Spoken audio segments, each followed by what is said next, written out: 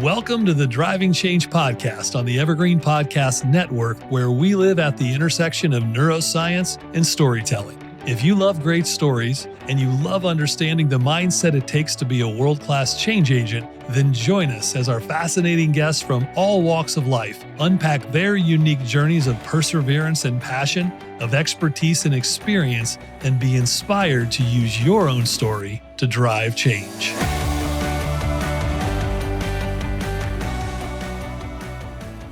Hey everyone, welcome back to the Driving Change Show, the show where we explore the deeper stories behind the real impact that happens out there through purpose and perspective and the courage to do things differently. As always, I'm your host, Jeff Bloomfield, and around here we believe the most meaningful change doesn't start with a strategy, it actually starts with a why. You know, we're sponsored and we're lucky enough to be sponsored by Brain Trust. So if you're a leader or a seller in today's B2B world and you want to be able to communicate more effectively, check them out over at braintrustgrowth.com. Now, today's guest believes that business can be one of the most powerful forces for human flourishing on the planet, but only when it's done and driven by something deeper than profit. Now, that belief has shaped decades of work at the intersection of sustainability, leadership, and transformation. Dr. Chris Laszlo is a professor of organizational behavior at the Weatherhead School of Management, Case Western Reserve University. He's a best-selling author of books like Sustainable Value, Embedded Sustainability, and Quantum Leadership. He's a global advisor to companies who want to lead with both purpose and performance. We need both. He's been a partner to small businesses and to Fortune 100s alike. He's helped leaders understand that the greatest ROI often comes from aligning their people with a deeper reason for existing. Now, what makes Chris's work so powerful and why we wanted him on the show is it's not just theoretical, it's deeply human. His research shows that when people experience meaning in their work, they don't just perform better, they lead better, they innovate better, they create cultures that actually can last. And this episode is going to be an invitation for all of us to rethink what leadership and what communication and what culture looks like in today's businesses. And we can take some of those lessons from Chris as well and apply them, I'm sure, in our personal lives. So Chris, it's an honor to have you on the show. Welcome. Thank you very much, Jeff. It's an honor to be on this show. Now, you've done so much work in this field, this space of looking at things through a unique lens of innovation, sustainability, performance. But like we always say to a lot of our guests that come in, you just didn't, fall off the turnip truck and be passionate about this. This started way back for you. So take the audience back and tell us a little bit about your origin story and where you come from and where those early beliefs came from that formed your worldview that made you so passionate about the work you do today. Okay, yes, great, Jeff. I appreciate being able to start there. Like a lot of people, my parents were, of course, a big influence on me. And in particular, my father is the philosophy and history and science author, Laszlo, who's published over 100 books and is all about driving change, very much as in philosophy. And as I was growing up, I guess I absorbed a lot of that, even though I wanted to figure out my own path, and that path became how to apply those in business, many of his ideas in business. The good thing is that when I was 12 or so, he would sit me down and talk to me about systems philosophy. The bad thing was I wanted a dad I could go around and kick a football with outside. Right. But he published the systems view of the world in 1972 and general systems theory in 1973. And then he went on to also publish many Club of Rome reports like Goals for Mankind. And then I would say there was another turning point. My dad was a university professor at that point when I was born. He was originally a child pianist. Really? Professionally. He played with the Budapest Philharmonic when he was 9 years old. Oh my gosh. And then he played in Carnegie Hall in New York City when he was 15. But then by the time he blames it on me. He says, by the time I came along, he had to figure out how to earn a living a little differently. Right. Wow. What an interesting influence. And so were you born in Budapest or were you born here in the States? No, my dad was based very briefly in Munich, Germany. Okay. and I was born there. And then my parents moved to Switzerland when I was 9 months old. Okay. So I have no recollection of Germany, but my whole childhood was spent in Switzerland Excellent. with some brief forays into the United States when my dad was offered teaching positions here in the US. And I was moving around so many schools, that my parents decided that it would be good if I could be sent to a boarding school. Now, I was very puzzled because my parents were quite poor, and suddenly I ended up in this British boarding school in Switzerland called Aiglon, which was most of the students there were from extremely wealthy families. So I couldn't understand what I was doing there. I only discovered after I graduated from there that I had godparents who had offered to pay for my boarding school fees. Wow. And I just say that a little bit of background. By the way, I didn't have much of an education there. I don't think I learned much in that school, but I did go skiing almost every day from November to April. So you learned how to ski at least, right? I learned how to ski, and I developed a deep appreciation for nature there.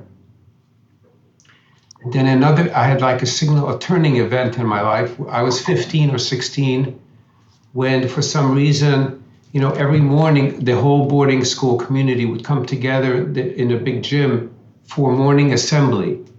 And usually there would be an external speaker or a faculty member who would speak for 10, 15 minutes. And then there would be a moment of silence to reflect on that. Now, don't ask me, Jeff, I don't know how I got roped into this, but they asked me if I would go and do it one day. And I did. And I spoke about the need to make the world a better place.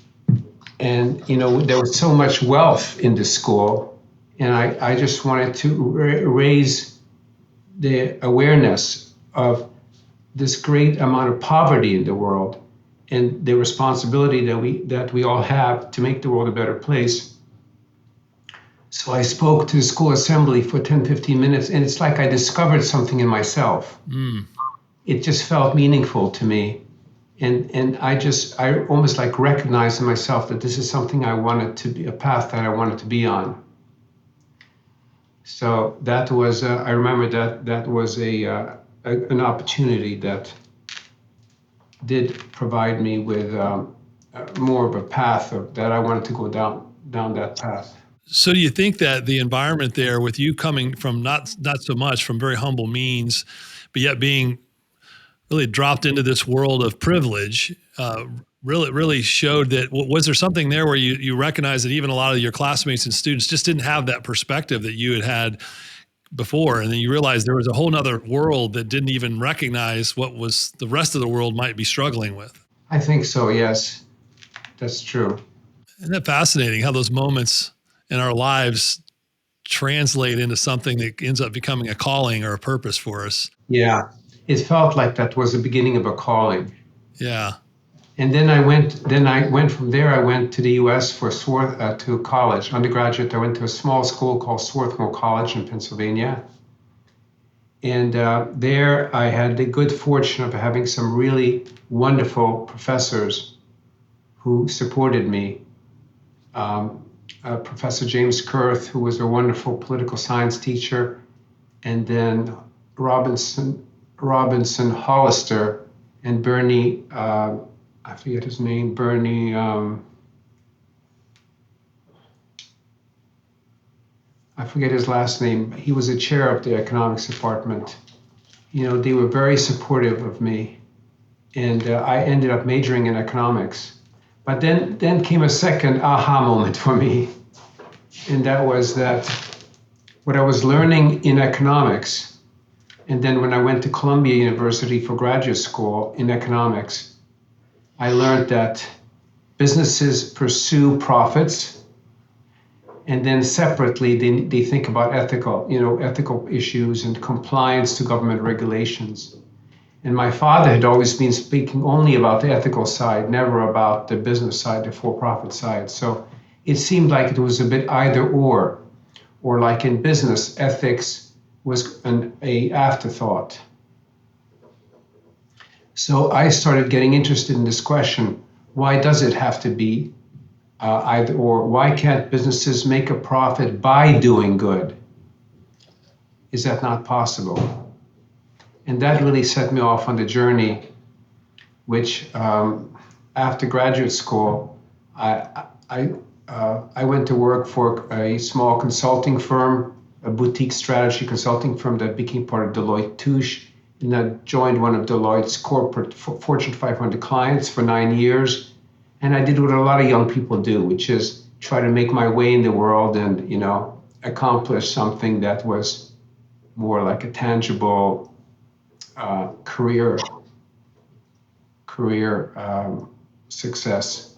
So the whole time, though, it sounds like, we talk a lot about the neuroscience and psychology of a lot of our earlier programming, right? And our unconscious programming that's programmed in at the early age. But it seems like, so you had this father figure that had been unconsciously programming a lot of that passion for purpose over profit, for sustainability, so a lot of that was already kind of starting to be coded in and wired into your unconscious that drove a lot of that passion. Yeah. That's pretty interesting. And also, when you think about those influencers in our lives, you mentioned your father and of course your mother earlier, and then these other professors, and you start to form, I think a lot of times, you see folks that are young in their career and some of them are struggling to find their footing and really what they believe. And it's okay, right? If you're 28, 29, 30 years old, you don't have to have it figured out yet. You have to surround yourself with mentors and people that are helping you understand the world from a different point of view, but you don't have to have everything quite figured out yet, right? When you're first coming out, which you didn't at that point. You're coming out, you're working for a consulting firm, yet inside of you was still this embedded passion that you knew was going to somehow leak its way out into something meaningful. How did that transfer then into both professorship and then research specifically to this idea of sustainability of people as well as profit? How did that start to then evolve? So I was in working for these companies, first Deloitte Consulting, and then this cement and construction materials company in France. And then they transferred me to the US and then to the Czech Republic and so on. And I was still continually thinking about these problems, about how can businesses do well by doing good, basically, as some people have said.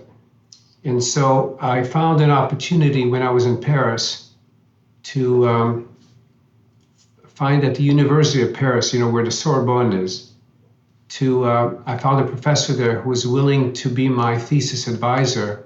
I had done all this pre-dissertation doctoral work at Columbia. I just needed to write a thesis, and I used that opportunity while I was working at Lafarge to explore these problems further. So that's what my thesis was, on the role of business in society and how environmental impact was something that could be a cost to businesses that didn't manage it effectively, but that businesses could also address environmental challenges as business opportunities to reduce costs, to differentiate their products, to get into new markets, to motivate employees, to improve their brand image, and so on. Of course, I didn't know at that time how many difficulties there were on that path. So what do you think then? This is something I like a lot is words matter, right? And people have different varying degrees of understanding of different words that we use interchangeably in business sometimes. So when you hear the word sustainability, I can ask 10 people, what does that mean to you? And I'll get 10 completely different answers. And now maybe there is 10 variations of what the word might mean to someone. What does that mean to you when you say, hey, I'm an expert in researching and understanding how to apply how sustainability can make a business more purpose-driven as well as profitable? What does sustainability actually mean to you? Yeah. Well, I don't actually like the word sustainability very much, because the original idea is that we should live today in ways that don't take away opportunities for future generations to live the way we do. But if we live in an increasingly degraded world, is that the world we want to pass on? We don't want to sustain that world into the future. So I prefer the idea of flourishing. Like nobody wants a sustainable marriage, right? I mean, maybe some people do, but we prefer a flourishing marriage or relationship where people can actually experience joy and live life to the fullest. So, in a business sense, the definition of sustainability that I have preferred is I call it sustainable value, which is how to create value, how a business can create value for the environment and for communities in ways that help it create even more value for their customers and shareholders. I don't think I've ever heard anyone say it quite that way before. It's such a great point. So sustainability by its very nature is like, just do enough to keep the thing moving. Yeah. That's not good enough. Survival. No, Yeah, it's really survivability is what it is. right. It's not thriving, it's surviving. Yeah, I love that. I don't think I've heard that before. And it sounds to me like, too, that what I'd like to unpack with you a little bit is the impact. So there's external flourishing or not. And then there's internal, there's global, there's local, right? So there's all these different elements to what this means. And how do you help somebody that you meet at a dinner party who says, well, what's your worldview and philosophy on this idea of flourishing? That I don't understand business at all. How do you help them get it in a quick little snippet? I tell them first you have to have a credible business case, that's specific to the company, specific to the business, to show them that it is possible that by taking on environmental issues that may seem like obstacles, as Peter Drucker used to say, they are hidden business opportunities there if you know how to look. So first you make the business case. Then you introduce this distinction between just surviving and flourishing. And if business people understand that there is a business case and that they can be more successful by tackling environmental and social and governance issues, then they're more willing to listen. So then from there you go to, well, let's try to aim for what is it that your company can do that contributes to more flourishing employees, flourishing communities, flourishing customers, flourishing natural environment. And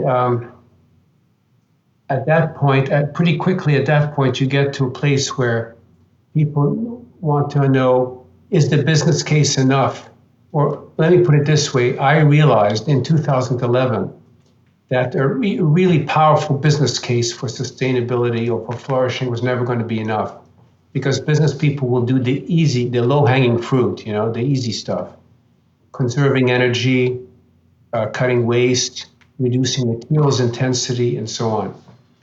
But I came to the conclusion in 2011 that if we really wanted to move towards flourishing, we have to transform individual business leaders, this inner transformation.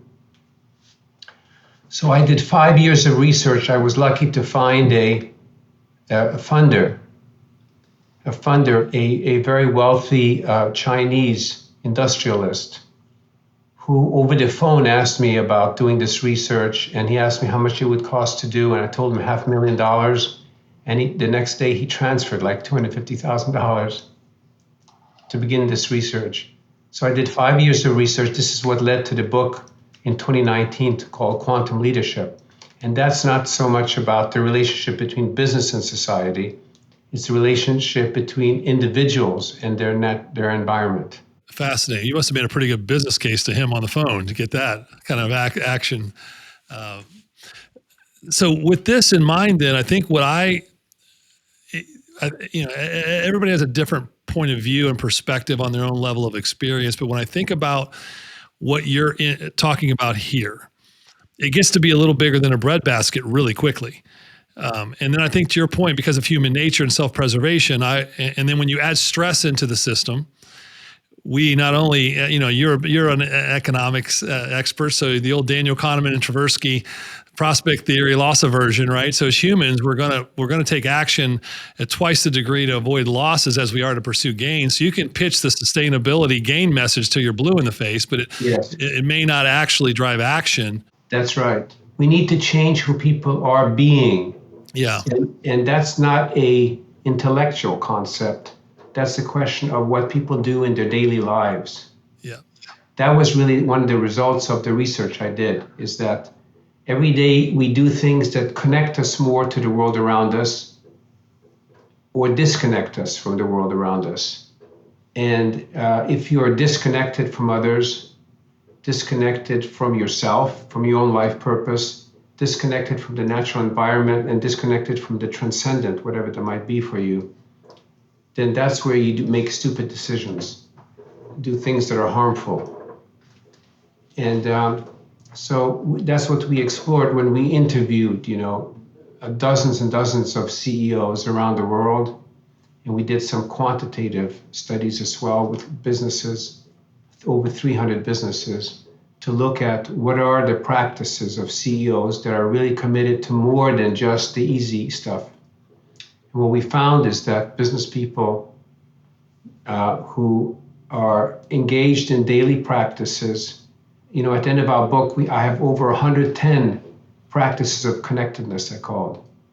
They're more than mindfulness practices, because mindfulness sounds like somebody sitting in a yoga position chanting Om. Right.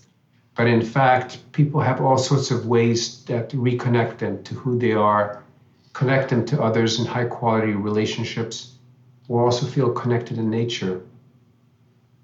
And the other thing about that is that resonated profoundly for me because that has been so instrumental in my life.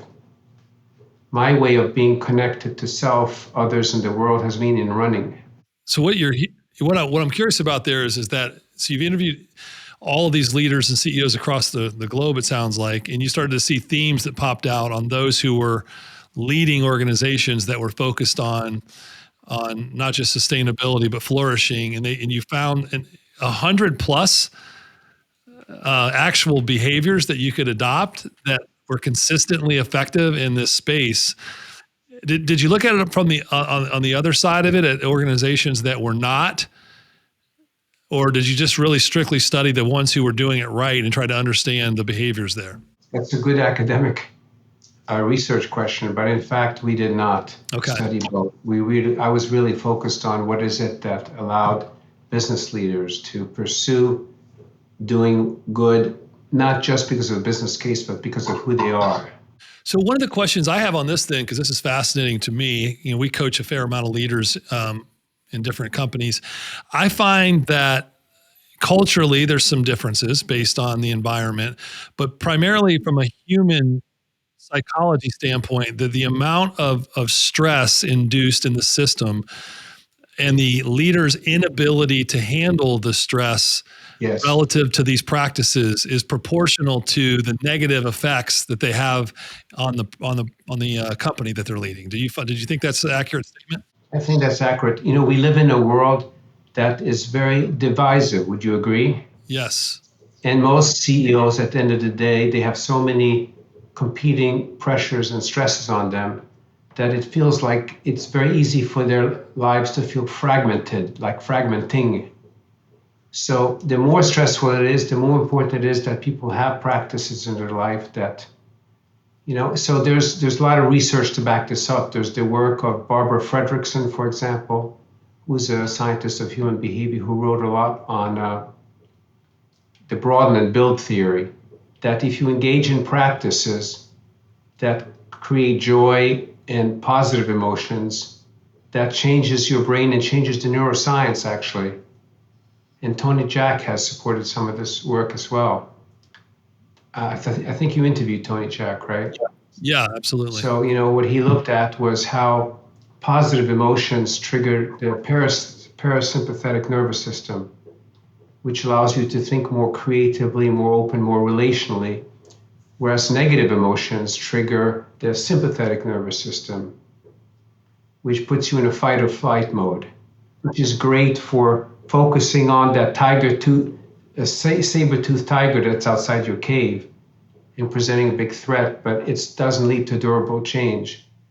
And Barbara Fredrickson's point was that practices that lead to positive emotions that that trigger the parasympathetic nervous system allow you to build what she calls consequential personal resources. and that leads you to accomplish more and to feel more joy, and then you're in an upward cycle.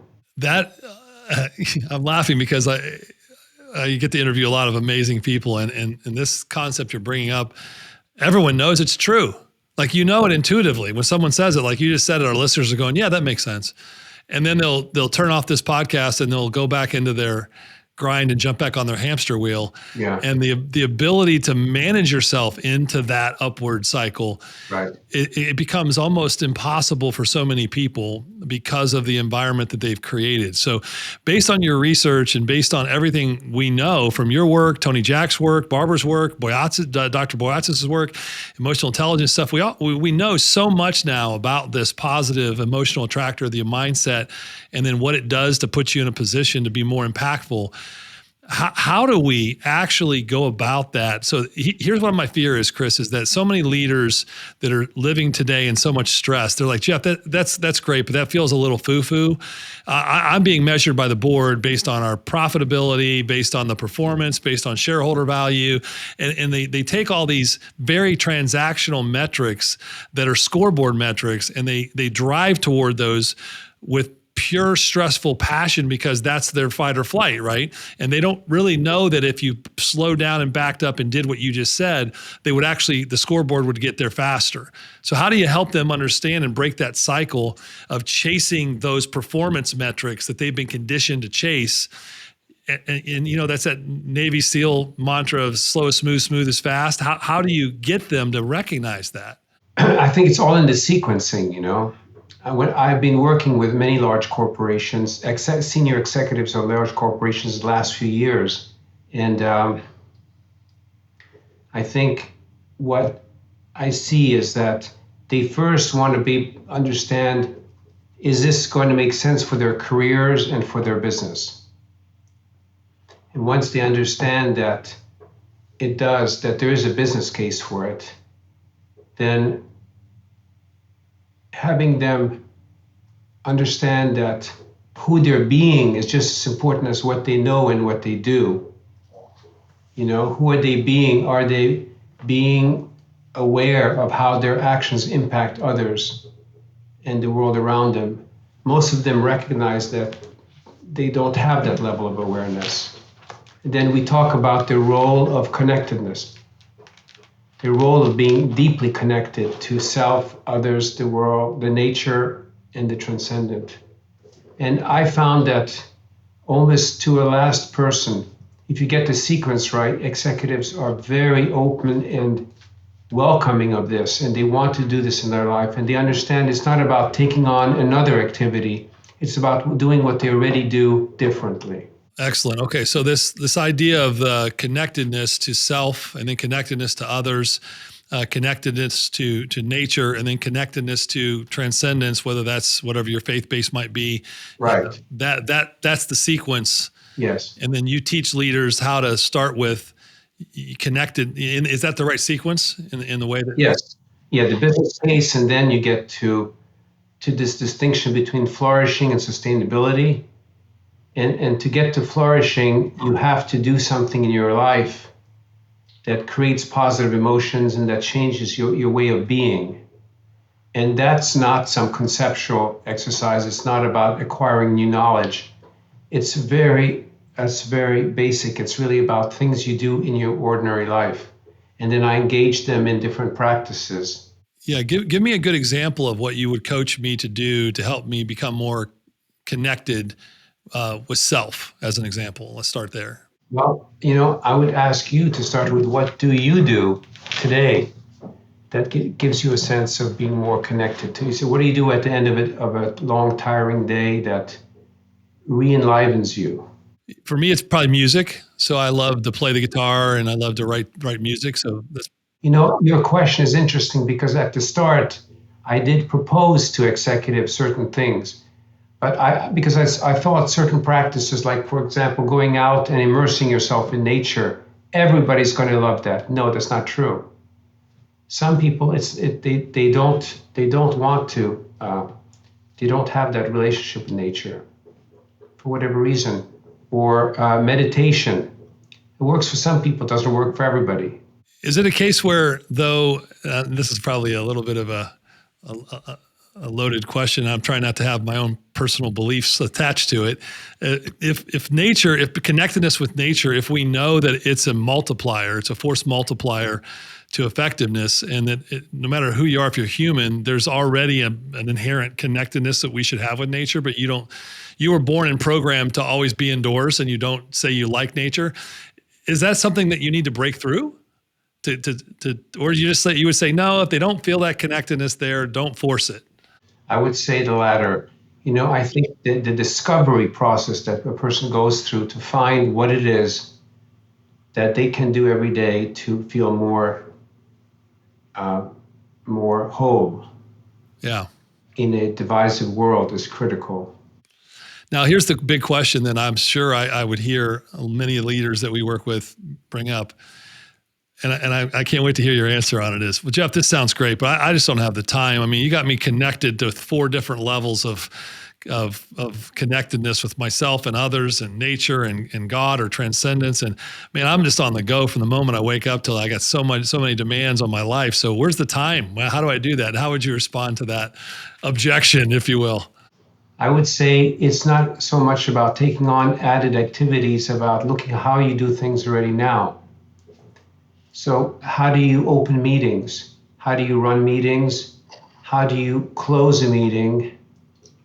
I've been working with executives who have taken on new ways of doing that, like a check-in at the start, and then just more emphasis on building relationships in meeting, and also having meaningful conversations like you do. So part of it is, it sounds like what you're saying is finding the ways to structure some of these activities within the already existing framework of what you're doing, but being a little more purposeful of it. We share this with Dr. Boyatzis. We very much believe in the shared vision approach for leaders at organizational level, leader level, employee level.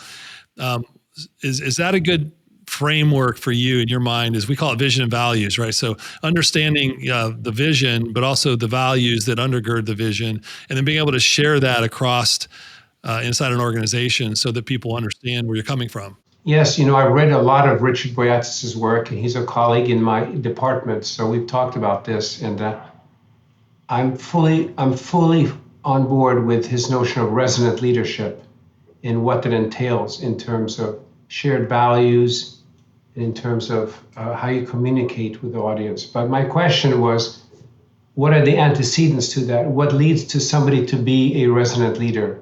So what did your research find on the resonant leader? Yes, is that to be a resonant leadership, in our research, when we looked on the qualitative research, we looked at the factors that really drove that. It was 2 things. It was having a sense of greater purpose and having an experience of being more deeply connected to yourself and the world around you.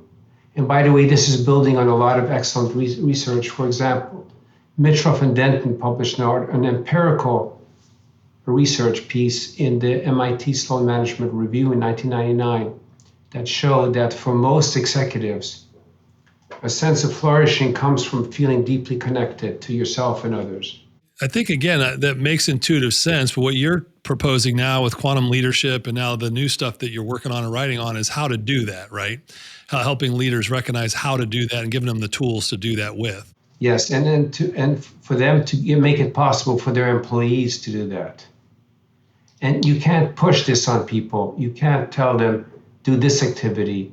You can't, have you could try, I suppose, but what's far more powerful is allowing people to try different activities and then have them discover what works for them. And that's what I do in a graduate course I teach at Case Western called Quantum Leadership. So the idea there is give them the basis of what it looks like. Give them the framework of, we know that connecting with self is important. We know that connecting with others is important, et cetera, et cetera. So give them the overarching framework and then help them by self-discovering what works for them inside the freedom within that framework, if you will. And then you can layer on top of that.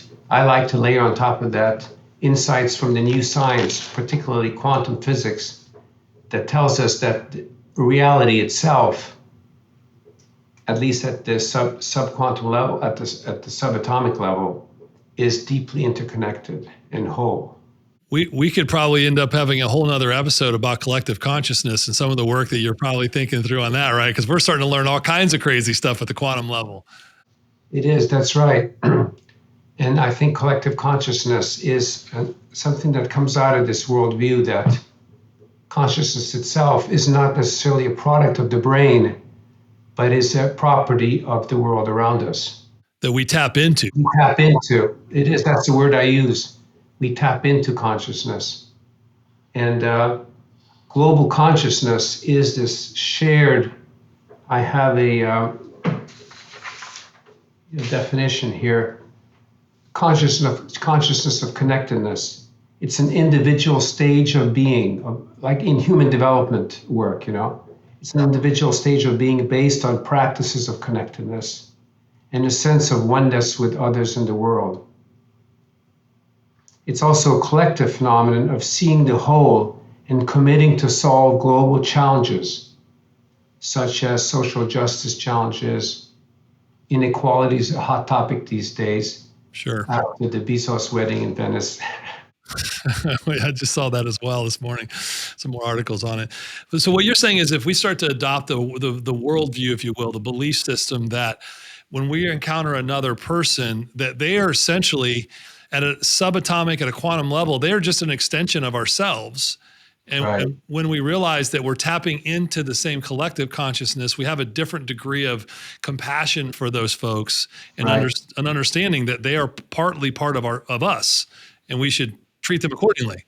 Exactly. So for a lot of executives, that may sound a bit too esoteric, but right. In fact, if when they engage in these practices like music, for example, what Pythagoras said were the harmony of the spheres, right? Music is something that connects you to your world and probably connects you to yourself also, right?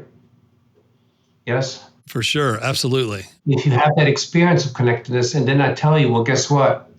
The sciences now, not just quantum physics, but also quantum biology and epigenetics, and even advances in neuroscience tell us that the reality is that we live in a deeply interconnected world. Of course, ecology is the ultimate earthbound connectedness, right? We live in an interconnected biosphere. Right.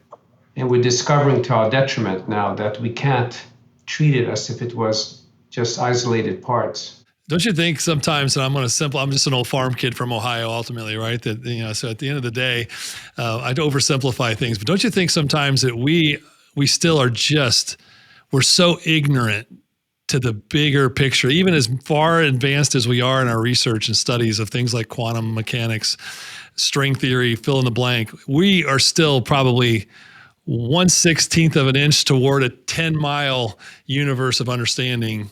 Yeah, I really do. Funnily enough, I had almost that exact thought, that way of thinking about it earlier this morning. Yeah. I think we still understand very poorly the human condition and our relationship to the world around us. Yeah, we understand sometimes the outcomes of it and the results of how it feels to be in it, but truly understanding it is, it seems almost like it's not graspable with our level of intellect at this point and understanding. Yeah.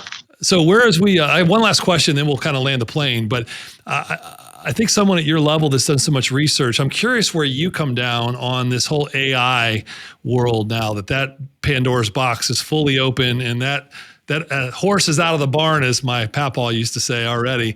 What are your thoughts on AI in this whole world of collective consciousness and how humans are integrated with the universe and with the nature? Where's AI's role in all that? What's that look like? I don't know that I've thought enough about it to really take a view here, a public view on it. I get asked a lot, do I think that AI is going to achieve a level of consciousness that's comparable to human consciousness? And I don't.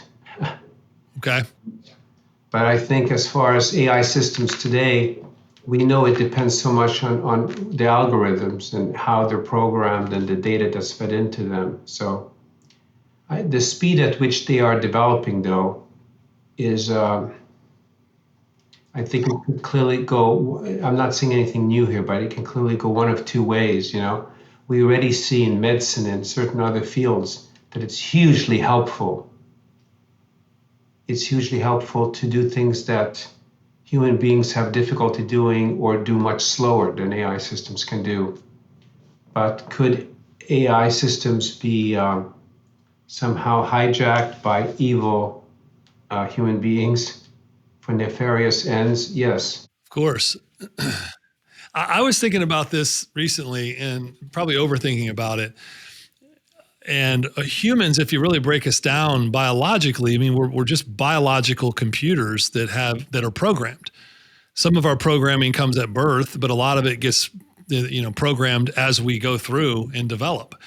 And in that regard, that there's not a lot of difference that's in the way that we talk about, well, AI is only a product of programming. Well, isn't that what we are? It's just genetic and biological programming that we don't fully understand. So that's what makes me a little nervous, is that we're a product of programming, just genetically and biologically over time. Looking at it that way, right? Yeah. So anyways, it's just I always thought I'd like to ask an expert researcher in this field to see what they think and where their mind is going towards this. So where can we learn more about what you're working on? I know you got a couple new things, just published a new paper, and where can folks go to learn more about you? Thank you for asking. Yeah. So my book, Quantum Leadership, it was published by Stanford University Press in 2019. And a lot of these topics are covered, especially in chapters 5, 6, 7, and 8. Excellent. Okay. And then together with my colleagues at Case Western, David Cooperrider and Ron Fry, we published an article last year in the Business and Society Review on the need to better differentiate impacts that business innovation has. You know, too many businesses today are wanting to claim that they are now regenerative, they are now solving all the world's problems. But in fact, they're barely doing less harm. They're only slowing the problems, not actually solving problems. So we offer a framework for how to think about that. And where can I find that article? It's in Business and Society Review. It's open source published, so it's a free article. There's no paywall. If you look up Business and Society Review, Laszlo, Cooperrider, and Fry. Excellent. Great. And then what about if folks want to be in touch with you, maybe to come out and lecture, or do you have a way to contact you that way?